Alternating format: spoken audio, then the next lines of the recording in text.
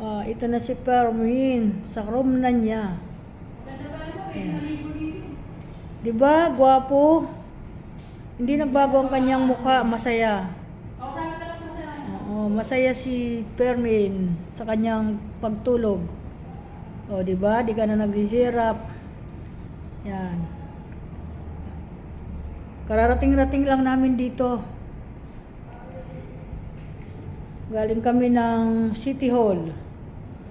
Sobrang daming tao. Nanginginig na kami sa gutom. Yan. Andun. Yan, may TV dito. Hindi ko lang alam kung may internet dito. May isa dito na dumating na mga barkada nila Daniel. Kaibigan kayo, no? Ayan, matalik na kaibigan nila Daniel na nakikiramay ng mga mababait talaga sila. Hindi iniwan. Hanggang sa huli, nandyan sila. Yan mga tunay. O, diba, isa pa lang tao dito. O, dito na si yung kainuman lagi ni Permen noong malakas pa siya. O. Ayan, tingnan mo na yung kainuman mo. Asawa ko.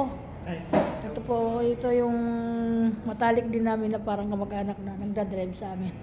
Kasama namin dito. Yan. Ang ganda ng pinaradahan ninyo. Diyan lang pala. Diba? Oh, wala dito yung dalawa. Sana kaya? Sino dalawa? Sila Daniel. Baka wala pa. Hindi, nandito na daw. May pinuntahan. Iniwan siya dito mag-isa. Ha? Iniwan.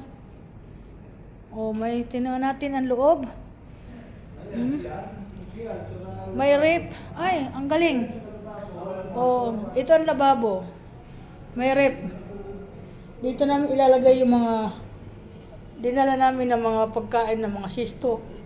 Maandar na. Malamig na. Yan, guys. Malinis. Wala kang masasabi dito, di ba? Kaya yan ang kagandahan kapag mayroon tayong ganito na naipupundar.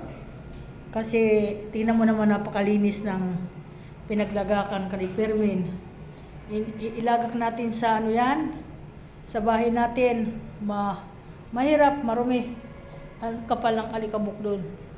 Mahirap, ang ganda dito. Yan mga guys, hello! Hello. Kararating lang namin. Yan si Nanay Linda. Ngayon lang siguro mag-update sa kabisihan. Kanina nanginginig na kami sa gutom ng anak ko. Dahil wala kami makainan doon. Ang lamig pa dito. Nakakain na ba kayo? Di pa. O what? Ano ngayon? Saan tayo maingay mag-ano? Diyan may mga isaw yata dyan. Isaw? Isaw sa dinubuan. Inay. Sa magbabra. Wala nang bilyan yata. Tala mo sa party, ikaw nang bili. Nakakain na kayo? Ayaw mo na. Kumain na pa ako bago pa ako sa... Ano oras ka ba dumating dito? Ano po, around... mga 1 po. Mga 1. Asa kayo itong dalawa? Kumain siguro. Sino yung dalawa? Sila Daniel. Ay, hindi. Mamaya pagdating, saka mo itanong kung saan ang bilihan. Pagkain. Tanungin natin sa kanila. Ligtarin mo kasi yung camera. Hindi ko na binabaliktad kasi. Paano malalaman kung tama yung ginagawa mo? Tama naman yan. Nakita na.